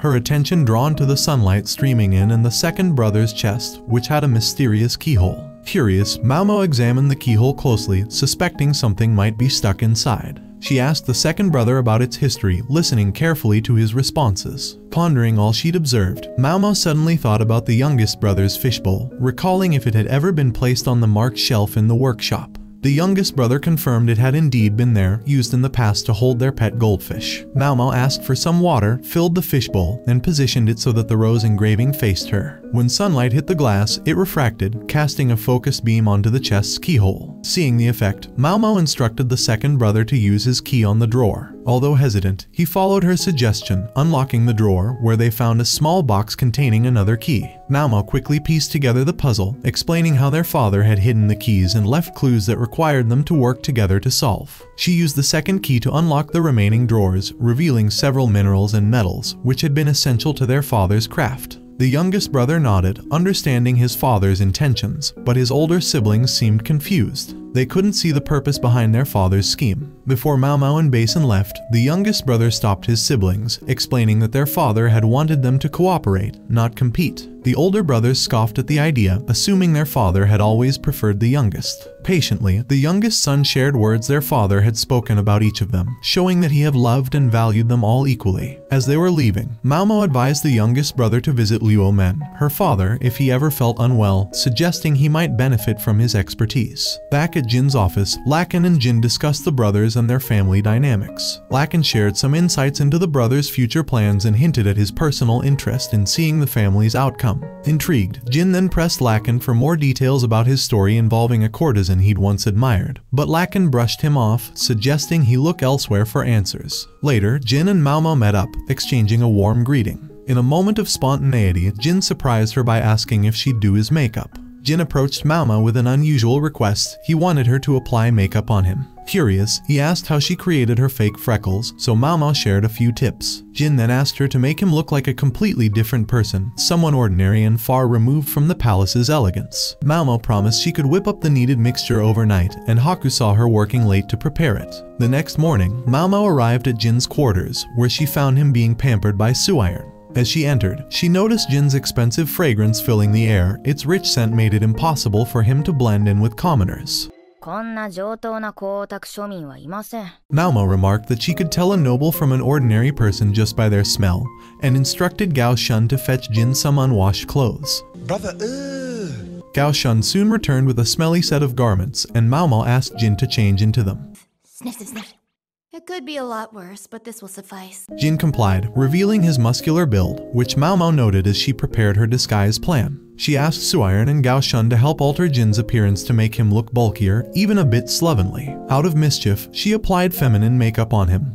But instead of looking ridiculous, Jin turned out surprisingly attractive. Realizing her initial plan wasn't working, Maomao opted for a different approach, transforming Jin into a rough-looking commoner. She added makeup to give him a grotesque appearance, darkened his hair, and rubbed it to give him a messy, unkempt look. To complete the disguise, she gave him an irritant to alter his voice and handed him cotton balls to change the shape of his face. By the time she was done, Jin was nearly unrecognizable. Not like anyone else could have done a better job. Before leaving, Gao Shun mentioned that Jin would be heading in Maomao's direction. Jin asked if Maomao could accompany him to avoid drawing attention, though Maomao tried to decline. Suiron convinced her to join, providing a simple disguise for Maomao as well. During their carriage ride, Jin asked Maomao to call him Jinka and complimented her new look. After Gao Shun dropped them off, they decided to go for a stroll. Jin revealed he was on his way to meet a friend at a nearby restaurant. Basin, acting as their discreet bodyguard, watched from a distance. Maomao was intrigued by a vegetable stand and wanted to buy something.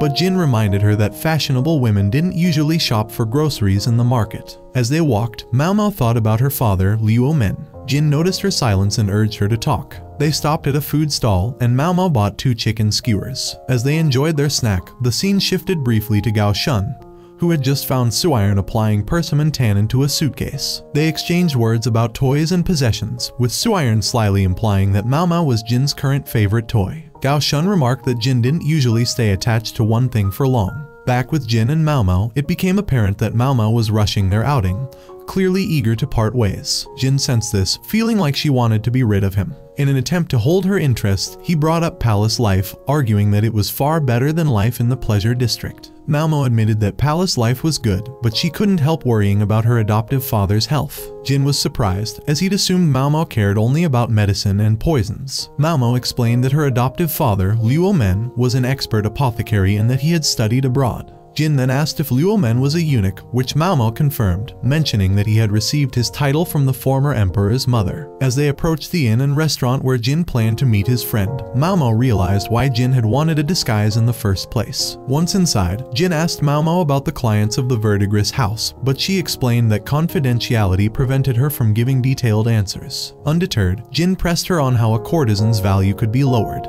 Although she found the topic unpleasant, Maomao explained that a courtesan's worth was tied to their purity. She went on to describe the differences in lifestyle between low and high-ranking courtesans, adding that a courtesan's value could plummet if they became pregnant. Jin was taken aback by this revelation, realizing how fragile a courtesan's status could be. The two shared a quiet moment, looking at each other with new understanding, as Jin saw another layer of Maomao's world, a world where people's worth was often as fleeting and fragile as their circumstances. Maomao tells Jin that getting a courtesan pregnant is the worst thing he could do, as it would ruin her value entirely. With that blunt truth said, Maomao leaves, while Jin heads into the building he intended to visit. Later that night, Maomao has a nightmare. In her dream, she recalls a man named Haku trying to stab her when she was just a baby. She wakes up with her heart pounding. The next day, Luo Men asks Maomao if she can do him a favor at the verdigris house. Once there, she is greeted by Perrin, who is happy to see her. Perrin and Old Granny argue briefly, and Maomao takes the opportunity to slip away from them. As she wanders, Old Granny spots her, and Perrin wonders aloud if Maomao is visiting the annex. Maomao eventually makes her way to the annex, where she visits a courtesan who is seriously ill. As she prepares medicine for the woman, Maomao reflects on how much worse her condition has become over time. The medicine she gives is from her father, but Maomao knows it's only a temporary fix. Elsewhere, a worker informs Old Granny that their regular male customers have arrived. Old Granny tells her male attendant to inform Mei that a client is here. Back at the annex, Maomao thinks about Verdigris House's reputation and how the courtesan she's helping caught syphilis from a client in the past. Luo Men had wanted to treat her, but the people at Verdigris House didn't trust him, so she kept working until she was locked away in the annex due to her illness. Maomao knows most courtesans are discarded once they can no longer make money for the house, but this woman's fate is unique. Just as she's about to burn some incense, a girl arrives at the annex to warn her that Lacan is around and that she should keep her distance from him. Lacan is a strange but regular customer at Verdigris House. Maomao notices the sick courtesan arranging pebbles on her bed, and it strikes her as odd. Later, Mei comes to find Maomao, telling her that Lacan has left. Mei and Maomao take a walk and talk about Lacan, Old Granny, and the ways of Verdigris House. While they're bathing, Mei mentions she's getting older, prompting Maomao to ask when she plans to retire. Mei says she wants to keep working for a while longer. Maomao wonders if Mei is in love and reflects on how she herself has shut off that emotion. Jin and Gao Shun find Maomao later in the outer pavilion. Jin hands her a souvenir, a gift from a weirdo, and asks her to deliver it to Suiron. Maomao agrees and returns to her duties. When she gives the gift to Suiron mentions they'll have a vegetarian feast tonight, and that she can't have any meat or fish. Suiron notices Maomao spacing out and snaps her back to attention. Maomao had been lost in thought about the sick courtesan. Suiron then tells Maomao to ask Jin if she can use one of his empty rooms for her plants, but Maomao refuses, not wanting to impose. This leads them into a meaningful conversation about the differences between nobles and commoners, and the opportunities each one has. Afterward, Suiron sends Maomao to collect medicine from an establishment. While there, Maomao can't help but compare the place to the pharmacy in the rear palace. She dreams of rummaging through their medicine cabinets, and while caught up in her excitement, a court lady named Suiri approaches her, wondering what she's doing there. Suiri is there to resupply the guardhouse, and Maomao wonders about her connection to the military and why she seems to dislike her. Once Maomao delivers the medicine to Suiron, she continues her work, her mind drifting between thoughts of the medicine, Jin, and the mysterious happenings surrounding him. Jin and Gao Shun talk about Maomao's connection to Luo Men, who was once a eunuch. Lacan soon arrives, wanting to discuss the courtesan situation further with Jin. Lacan accuses Jin of stealing his prize and demands it back. He's willing to pay a high price but will drop the matter if Jin refuses. Lacan also mentions his daughter and her feelings, which leads Jin to realize that Lacan is Maomao's real father. Lacan leaves but warns that he will visit his daughter soon. Jin then sees Maomao nearby and tells her that Lakan wants to meet her. Maomao reacts negatively, and Jin quickly assures her he won't let Lakan bother her. Maomao thanks him, but deep down she's upset that Jin knows the truth about her parentage. Afterward, Maomao stumbles upon a beautiful plant garden and gets excited. Suairi finds her there and promises not to report her.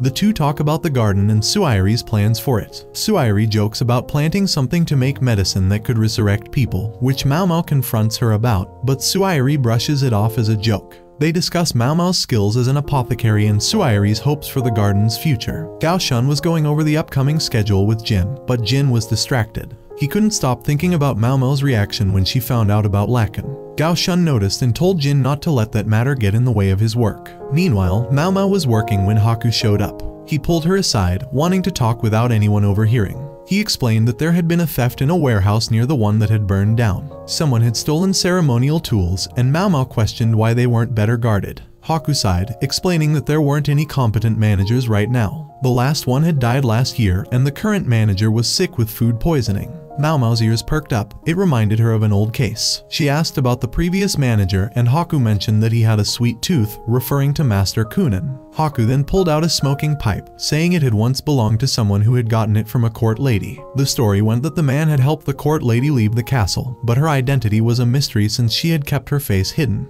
The only clues were that she was tall and smelled like medicine. Haku shrugged and said that these were the only odd occurrences he had noticed, and asked for Maomao's thoughts. They discussed the idea of coincidences, and Maomao began to suspect Suairi might be involved somehow. Their conversation was interrupted when they noticed Jin watching them from afar. Haku left, and Maomao followed Jin to his office. There, they talked about her relationship with Haku, and she shared the information about the stolen tools and the mysterious court lady. Maomao explained that all these strange events could either be accidental or deliberate traps, but they might also just be coincidences that didn't connect at all. Seeing that Maomao wasn't too enthusiastic about the case, Jin tried to lift her spirits by offering her an ox bezor, a rare medicinal gallstone, if she worked hard on solving it. Maomao's eyes lit up, and she set off to do some research at the archival building. At the archives, Maomao discovered that the person who had food poisoning was connected to the Board of Rites. Unsure what that meant, she asked a gentleman who worked there about it. He explained that the board dealt with ceremonies. As she wrote notes, Maomao thought about the poisoned official and Kunin's connection to ceremonies. She also began to wonder if the stolen tools and the smoking pipe could be part of a bigger picture. Ceremonies, it seemed, were key to understanding it all. Seeing her interest, the gentleman showed Maomao a diagram of the altar of the sapphire sky. He used to work for the Board of Rites, and he told her about his demotion after raising concerns about the altar's construction, particularly about the pillars. Maomao studied the blueprints and realized that if the metal parts holding those pillars broke, it could endanger the lives of the ceremonial conductor or any noble present. A hunch formed in her mind. This case might be linked to the three brothers from an older incident. Maomao asked if any ceremonies were happening soon, and the gentleman mentioned there was one today. Alarmed, Maomao rushed to the altar of the sapphire sky. When she arrived, a guard stopped her, telling her to leave. Desperate, Maomao tried to convince him to cancel the ceremony, but he wouldn't listen. She accused him of being in cahoots with whoever had tampered with the altar, which earned her a smack from his weapon. Despite the pain, Maomao got back up and pleaded to be let in, saying she was willing to take any punishment. Just then, Lakan appeared and told the guard to let her through. He said he'd take responsibility for whatever happened. Without a second thought, Maomao rushed inside. She made it just in time to push a nobleman out of the way before a pillar collapsed. She felt pain from her injuries but shrugged it off, thinking she could get stitched up later. Only then did she realize the person she had saved was Jin. Maomao, half joking, asked Jin if she could have the ox bezor now, but Jin was more concerned about her injuries. He asked what had happened to her face, and Maomao, still a bit dazed, wondered why Jin was even there. Before she could get an answer, she passed out, collapsing into Jin's lap. Jin gently picked her up and carried her away from the altar, determined to get her the care she needed. Maomao wakes up, bandaged all over, and finds herself in Jin's quarters. Suiron comes in, explains why she's there, and hands her a cup of tea. Soon after, Suiron escorts Maomao to a meeting that Jin is holding.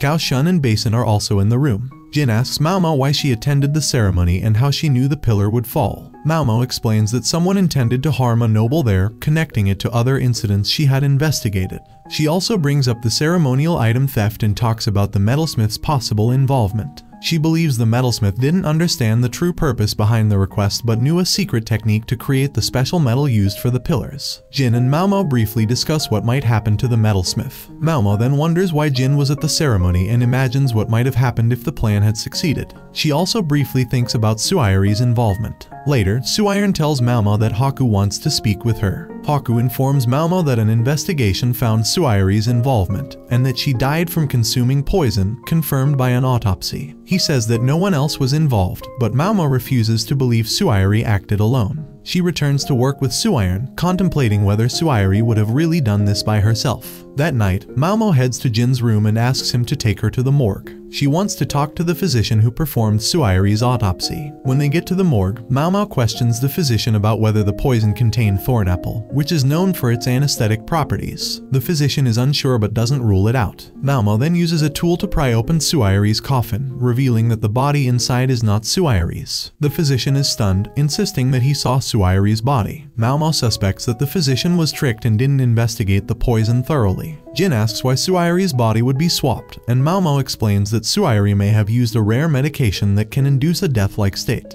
She points Gao Shun to an empty coffin nearby, and he finds nail marks inside, indicating that Suire had been lying there alive. Maomao then explains how Suire could have pulled off the deception with help from an accomplice. Maomao hopes to meet Suire again, now that she understands the kind of person she is. She also wants to learn more about the medicine that could fake death. Meanwhile, Haku meets with Jin, and Gao Shun arrives with an update on Maomao's health. Jin thinks about Lacan's ties to Maomao and reflects briefly on his own life. Jin and Gao Shun also talk about Gao Shun's family, specifically his hope of finding a wife for Basin, his youngest son. Gao Shun teases Jin about finding a lover for himself. The two then visit Luo Lan. Jin notes that while the emperor is due to meet Luo Lan soon, he might not be interested in her. He describes Luo Lan as being so fashionable and distinct that she's often unrecognizable, but because of her ties to a chief vassal close to the Empress Dowager, the emperor can't completely ignore her. Jin also confirms that the emperor has no interest in Li Shu either. Later, Jin and Gao Shun visit Lady Jiao and learn about her bleeding condition.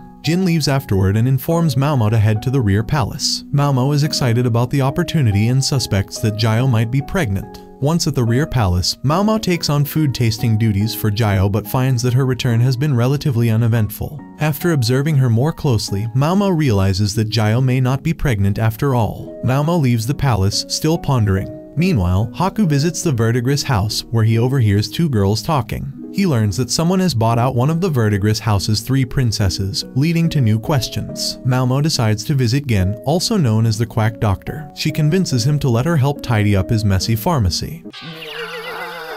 After a while of cleaning, the two take a break and have a meal together. Maomao finds it odd that Gen serves food on paper, but she's impressed by how strong the paper is. Gen explains that his family used to make good money selling this paper. Unfortunately, their fortune took a turn for the worse when the previous emperor's mother banned tree cutting, which led to their business failing. The next day, Maomao returns to help Gen clean some more. This time, Gen hands her some documents and tells her that his family will no longer be the palace's official suppliers. Maomao understands how this is disappointing news for him. As she examines the documents, she notices the paper's quality isn't as good as before. It lacks the strength she's seen in the past. She asks Gen if their paper-making process has changed at all. Gen insists it's the same, but their family has a secret ingredient crushing and glue-making process that he can't disclose. Maomao, in her usual resourceful way, makes some arrowroot gruel for Gen to try, giving him some advice along the way. Gen is grateful and mentions that he'll be reaching out to his sister soon. Maomao leaves, but someone approaches her to let her know that Haku wants to see her. Haku meets Maomao and asks her how much it would cost to buy out a courtesan. Maomao instantly realizes he's talking about Perrin. She explains that it's usually something only a wealthy merchant or a high-ranking official could do. She reflects on her relationship with Perrin, who always treated Maomao like her own daughter. She then tells Haku that he'll need at least 10,000 silver in cash to buy out Perrin. Haku is shocked by the amount and asks if there's a chance Perrin would refuse his offer. Maomao then has an unexpected request. She asks Haku to strip to his undergarments so she can assess whether his physique would be appealing to Perrin.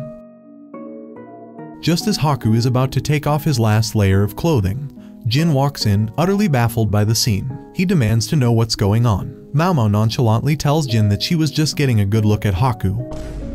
which only serves to annoy Jin further. Sulking, Jin then asks for her honest opinion on Haku's appearance. Maomao gives her assessment, which surprises Jin as he realizes how perceptive she is. She can figure out someone's personality just by looking at them. 体を見たところで何の意味もありません。 Meanwhile, Haku is back in his room doing sit-ups, feeling frustrated about how much time he's wasting when he could be figuring out how to buy Perrin's freedom. Just then, Jin summons him for a meeting. To Haku's surprise, Jin offers him 20,000 silver to use to buy out Perrin. They talk about Haku's past, his accomplishments, and how he's gotten to where he is now. Though Haku appreciates Jin's generous offer and the praise, he refuses. He wants to earn the money himself rather than use someone else's to free Perrin. After leaving the meeting, Jin tells Gao Shun that there's nothing to worry about. Meanwhile, Haku contemplates how he can win Perrin's heart. He decides to write her a letter and show off during the next training regime. We get a brief montage of Haku training hard and thinking about Perrin, before cutting to Maomao sitting in her room, reflecting on an old case involving a courtesan buyer. Then, we shift scenes to a man approaching Lakan to inform him about an upcoming meeting. Out of the blue, Lakan starts talking about blue roses, leaving us with questions about what he means. Maomao confirms to the audience that Lady Jiao is pregnant. Soon after, Jiao's daughter approaches Maomao, and Maomao draws her a picture of a woolly milk-capped mushroom, a poisonous one. One of Jiao's workers quickly scolds Maomao and tells her to draw a nice, harmless flower instead. Meanwhile, Lakan visits Jin and Gao Shun in Jin's office. He starts talking about his fascination with blue roses. Jin, who thinks such a flower doesn't exist, tells Lakan he'd love to see blue roses in the palace. Lakan leaves looking pleased, and once he's gone, Jin asks Gao Shun to gather information from the palace florists about blue roses. Later, Gao Shun reports that blue roses aren't in season. This makes Jin approach Maomao, asking if she could somehow produce blue roses by next month's garden party. Maomao, thinking it's impossible, voices her concerns, but then notices something unusual in Jin's demeanor. She asks if Lakan is behind this, and Jin confirms it. Maomao decides to take on the task, secretly hoping she can somehow use this to mess with Lakan. Maomao submits a few requests to Jin and heads to Lady Lihua's place, asking if she can use her steam room. Lihua agrees, and after Maomao gives her a gift, she is left to her own devices. Jin and Gao Shun soon join Maomao in the steam room, where she reveals her plan to grow blue roses using the controlled environment. Gao Shun hands her a rose, but Maomao's leg injury causes her to wince in pain, which alarms both Jin and Gao Shun. Just then, Lan arrives, offering to help. We then see a montage of many people carrying potted roses into the steam room. Maomao explains that they've brought in over 100 roses and that they are separating and nurturing them in specific conditions to create the desired effect. While monitoring the roses, Lan and Maomao take a break, and Gao Shun brings them food. Afterward, Maomao and Lan, along with several palace workers, return to the steam room to check on the roses. Maomao instructs them to focus on the seedlings with the most sprouts. They also find a bug on one of the roses, which Lan quickly throws out. The story continues with scenes of Maomao putting in immense effort to help the blue roses grow. One day, while she and Lan are outside monitoring, Lan notices Maomao's fatigue and suggests she get some sleep. Maomao refuses, saying she must stay and keep watch over the roses. They end up sitting on a bench together, and Lan admires her new manicure, which Maomao tells her is common in the pleasure district. Other female workers notice Maomao's manicure and compliment her, though Hong Yang seems uninterested, much to Maomao's amusement. Maomao later informs Jiao that she has finished her poison testing activities and will be returning to the Crystal Pavilion to continue her work on the blue roses. Hong Yang then tells Maomao that Jiao won't be attending the upcoming garden party, it will be for Lady Luo Lan instead. Maomao figures that Jiao wants to keep her pregnancy a secret. Later on, Lan informs Maomao that one of the blue roses has produced a bud. Maomao falls asleep happily, hopeful that she will complete her task in time for the garden party. At the party, Maomao meets Jin and Gao Shun. Luo Lan arrives with her entourage to greet the emperor, and Jin presents him with several roses, including the blue ones. Other officials scoff, clearly envious of the attention Jin is receiving from the emperor. Though Jin is concerned about Luo Lan's father, Shishu, he feels that Lakan is the real person to watch out for. Elsewhere, Xinghua comforts Maomao, telling her not to return to the Crystal Pavilion anymore. Jin approaches them, and Maomao admits she couldn't get the blue roses to bloom naturally in time. She reveals that the blue roses were actually dyed from the inside, a trick she and Lan pulled off.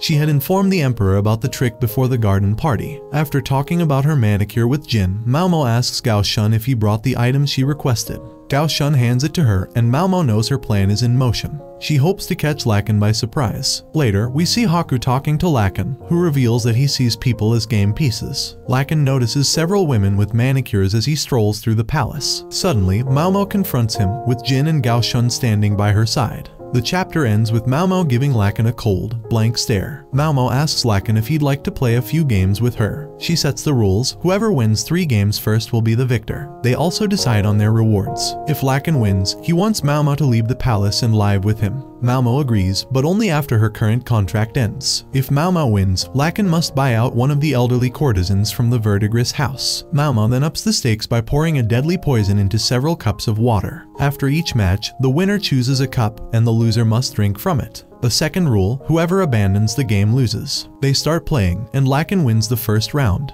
He wins again, and Jin starts to worry about Maomao. In the third round, Lakan lets Maomao win, and Maomao asks if he's really okay with it. Lakan says yes because he doesn't want her to drink the poisoned water. Maomao lets Lakan pick a cup, and he drinks. Moments later, Lakan collapses. Jin confronts Maomao, but she calmly explains that the poison is actually just medicine. Gao Shun checks on Lakan and finds that he's only drunk. Jin remembers that Lakan loves fruit juice. Maomao tells them to drag Lakan to a brothel so he can pick a flower. Then we get a flashback of Lakan's younger days. Lakan recalls that he's always struggled to tell people apart. His relationship with his father was rough, and he devoted his life to mastering games like Go and chess. His uncle, who was the only one who understood him, advised him to view people as chess pieces. Thanks to his family connections, Lakan grew up leading a squadron and manipulating people like game pieces, something he found thrilling. One day, his colleagues brought him to the verdigris house to meet a famous courtesan named Feng Xian. This encounter changed everything. It was the first time Lakan saw someone in color. Feng Xian beat him at chess, and for the first time, Lakan felt truly seen. They continued to play together, and during one of their games, Feng Xian shared stories from her past. Feng Xian was a popular courtesan, often refusing buyout offers, which raised her price. One day, she asked Lakan when he'd be back, and he promised to return in 3 months. However, someone else made an offer to buy her out. Lakan wanted to save her but lacked the money. He and Feng Xian made a wager. If she won, she could ask anything of him, and if he won, he could have anything from her. This wager led to them getting closer. Unfortunately, Lakan's uncle was expelled, and Lakan's father sent him to study abroad for 3 years. He left, leaving Feng Xian behind. When he returned, Lakan found a pile of unopened letters and a small bag on his desk. Inside were 2 of Feng Xian's fingers. Horrified, he rushed to Verdigris' house, but he was too late. Old Granny berated him for abandoning Feng Xian. She was gone, and Lakan was devastated, realizing that he had lost her forever. Back in the present, Lakan wakes up to find Maomao beside him. She tells him that a servant brought him there. Lakan reminisces about his past games with Feng Xian while Maomao listens. She hands him a drink, a concoction made by Maomao. Lakan initially finds it disgusting but quickly changes his mind when he learns Maomao made it. Maomao then presents him with a box. Inside is a withered blue rose, still retaining its shape. Even though it's wilted, its beauty remains. The story then shifts to Maomao riding in a carriage, holding a blue rosebud that she pulls from her cloak, looking at it thoughtfully. Lakan looks at the withered rose that Maomao left for him, thinking about how he wishes he could be with her. He understands why Maomao doesn't like him, but he's still determined to keep his promise to her. He recalls, with a bit of irritation, how one of the men who accompanied Maomao had touched her shoulder 3 times during their match. Old Granny arrives to greet Lakan and asks him to follow her. She wants him to choose a courtesan from the available ones. Lakan asks if she's really willing to let him pick one of the 3 princesses. Old Granny agrees, as long as he pays well. Lakan looks at them and says they all look like go pieces to him, but he eventually picks Maomao. Maomao laughs, proud of her work, and tells Lakan she's fine with his choice if that's what he wants. She then opens a door and tells Lakan that if he has to make a choice, he should make it wisely. Suddenly, Lakan hears Feng Xian's voice and rushes to find her. When he arrives, a tear falls from his eye. Old Granny and Maomao catch up, and Old Granny tells Lakan to leave since this is a place for the sick. Lakan ignores her, approaching Feng Xian and saying that he wants to buy her. He puts several game pieces in her hand and challenges her to a round of Go. He marvels at her and repeats that he wants to buy her. Elsewhere, Maomao talks with Basin, mentioning that Basin helped her bring Lakan to the Verdigris house. They notice Luo Lan and her father nearby, and Maomao wishes Basin wouldn't speak poorly of high-ranking officials in public. She worries that people might assume she's the one bad-mouthing them. Later, Maomao visits Jin's quarters. Suiron gives her food and leaves her alone with Jin and Gao Shun. Jin asks Maomao about her feelings towards Lakan. Maomao explains that she doesn't hate him. In fact, she exists today thanks to Lakan, and she believes Feng Xian wanted to have her. She wonders if Lakan was tricked because Feng Xian was clever and found a way to control his visits through her letters. When Feng Xian lost control, she became desperate and hurt herself. Maomao brings up Lakan's inability to recognize human faces, something her adoptive father, Liu Omen, told her. She wonders how Lakan can recognize her and Liu Omen's faces, which might explain his strange attachment to her. Jin jokes that if Lakan ever called him father, he would break his monocle. Maomao then looks at a pair of blue roses and wonders if Lakan understood the message she left with the withered rose. She tells Jin that, though she dislikes Lakan, she doesn't hate him. She's also grateful to be Liu Omen's daughter. Maomao mentions that Lakan helped her during the ceremony stopping incident, which surprises Jin. She describes Lakan as someone who acts on gut feelings, unlike her, and is too lazy to make decisions on his own. She thinks if Lakan had truly acted, she would have gotten the resurrection drug, and she knows Liu Omen would praise Lakan without hesitation. She warns Jin not to make Lakan an enemy, as Lakan won't see Jin as an ally. Gao Shun adds that no father likes being disliked. A few days later, Maomao receives a package from Mei, which contains a letter and a beautiful shawl. Maomao remembers Mei asking her to dance for her when she was purchased. Later, Maomao heads to the outer wall, removes her work attire, revealing a stunning dress underneath, and begins to dance. After her dance, she turns and finds Jin there. He startles her, and she nearly falls, but Jin catches her. Jin tells her he heard reports of a strange woman climbing the wall. A guard spotted Maomao and raised the alarm. Jin asks what she was doing, and Maomao explains that when a courtesan is bought in the pleasure district, the others dance for them. She says she was taught how to dance for such occasions. Jin then informs her that Lakan has bought a courtesan and is taking a 10-day vacation. Maomao remembers her elder sisters mentioning a banquet that would last several days. Jin asks if she knows who Lakan purchased, but Maomao doesn't answer. Jin suspects she knows, but Maomao says it doesn't matter. She remarks that the courtesan's beauty can't compare to Jin's. She adds that the courtesan Lakan purchased won't last long. Maomao also says that no one talked to her about her mother during her time in the brothel, and that old granny likes to keep things private. Maomao reflects that she was part of the reason the Verdigris house almost went out of business. She confirms that the nightmare she once had was real, but despite everything, she is happy to be Liu Omen's daughter. She talks about fingertips and how they can grow back, which Jin finds strange. When Maomao's leg wound opens up, Jin becomes concerned. Maomao insists that she has a high pain tolerance and tries to stitch herself up, but Jin stops her. She worries about being seen in this position, but Jin reassures her, reminding her that he's carried her like this before. Maomao says she wants to ask Jin something important. They get closer, and she asks if he can give her the ox bezor. In response, Jin playfully headbutts her, leaving Maomao bewildered.